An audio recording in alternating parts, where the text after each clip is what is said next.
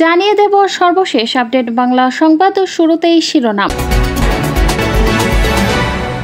আইন, বিচার ও সংসদ বিষয়ক উপদেষ্টা ডক্টর আসিফ নজরুল বলেছেন, প্রধান উপদেষ্টা ডক্টর মোহাম্মদ ইউনূসের নেতৃত্বে অন্তর্বর্তীকালীন সরকার সংস্কার বাস্তবায়নের জন্য টিম হিসেবে কাজ করছে।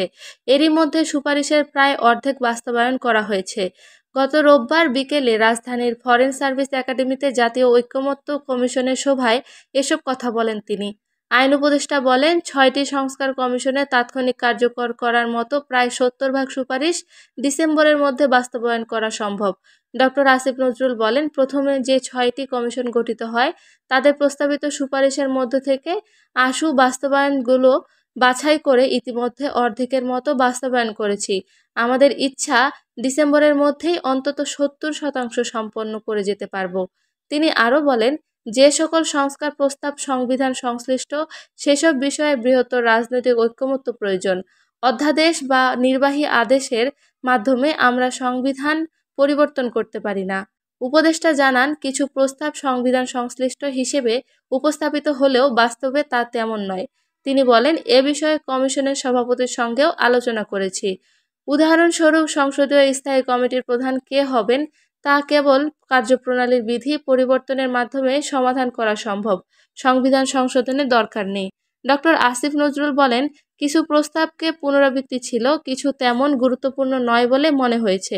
আবার কিছু প্রস্তাবে নিয়মিত কার্যক্রমের কথা উল্লেখ রয়েছে, যেমন দুর্নীতি দমন বিষয়ক কৌশলপত্র তৈরি। আইন উপদেষ্টা জানান, বাকি 5টি কমিশনের কেন সুপারিশগুলো বাস্তবায়নযোগ্য তা নিরূপণে বিদ্যুৎ, জ্বালানি ও খনিজ সম্পদ উপদেষ্টা মোহাম্মদ ফজলুল কবির খান এবং পরিকল্পনা উপদেষ্টা ডক্টর ওয়াহিদুদ্দিন মোহাম্মদের নেতৃত্বে কাজ চলছে। কিছু সুপারিশের বাস্তবায়ন ইতিমধ্যেই শুরু হয়েছে। সরকারি আগামী ফেব্রুয়ারির প্রথম দিকে জাতীয় নির্বাচন আয়োজনের সিদ্ধান্ত অনবিচল রয়েছে বলে উল্লেখ করেন তিনি। উপদেষ্টা বলেন, একবার নির্বাচনের তফসিল ঘোষণা হয়ে গেলে আর কোনো আইনি সংশোধন আনা যাবে না, কারণ তা নির্বাচনী প্রক্রিয়ায় প্রভাব ফেলতে পারে। সে কারণেই প্রয়োজনীয় সব আইনি সংস্কার 30 নভেম্বরের মধ্যেই সম্পন্ন করতে হবে। তিনি আরও বলেন, আপনাদের কথা আমাদেরকে খুব আশাবাদী করেছে। সবাই ঐক্যমত্যের ওপর ভিত্তি করে একটি ভালো সমাধান চায়। সবচেয়ে গুরুত্বপূর্ণ বিষয় হলো মানুষের নিয়ত।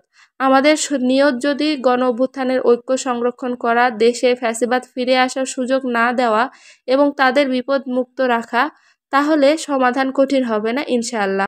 জুলাই জাতীয় সনদ 2025 বাস্তবায়নের বিভিন্ন দিক দিয়ে আলোচনা করতে রাজনৈতিক দলের প্রতিনিধিরাও সভায় অংশ নেন। জাতীয় ঐকমত্য গঠন প্রক্রিয়ায় জাতীয় প্রধান উপদেষ্টার বিশেষ সহকারী মনির হায়দার সভাটি পরিচালনা করেন। সভায় কমিশনের পক্ষে উপস্থিত ছিলেন সহসভাপতি অধ্যাপক আলী রিয়াজ, সদস্য ডক্টর বদিউল আলম মজুমদার, বিচারপতি মোহাম্মদ এমদাদুল হক, ডক্টর ইফতেখারুজ্জামান ও ডক্টর মোহাম্মদ আইয়ুব মিয়া।